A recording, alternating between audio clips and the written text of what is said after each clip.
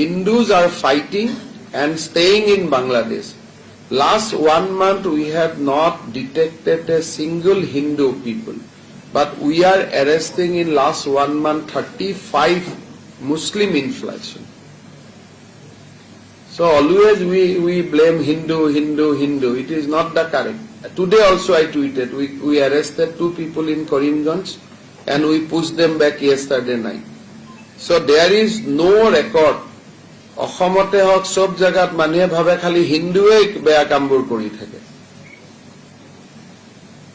যিমানটা লাষ্ট মই 30 দিনত every day I put it on tweet we have intercepted and pushed them back, and fortunately unfortunately they are all belongs to one community, not from Hindu community. Hindu is fighting and no Hindu is trying to come to India. Hindus are only requesting our Prime Minister to impress upon government of Bangladesh to ensure security. Eto koto moito aji last 2 mas Bangladeshot gondogol har pora moi khub closely observe kori aso. Ohomot ejono Hindu khumabo chesta kora nai. Ji khumabo chesta kori ase Muslim manu hokol ahise, but not for Assam, to go to Bangalore and Tamil Nadu. Assam is being used as a corridor.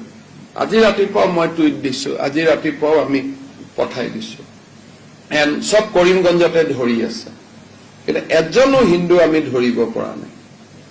তো Hindu R dyeing, fighting, আৰু এই মানুহবিলাকেতো আহিব খুজিলে কেতিয়াবা আহিব পাৰিলেহেঁতেন at the time of partition. তেওঁলোকে বাংলাদেশক নিজৰ জন্মভূমি বুলি ভাবে কাৰণেইতো অহা নাছিলে। So we should have respect to them. Tripura, Karimganj, then by train to Bangalore, Tamil Nadu.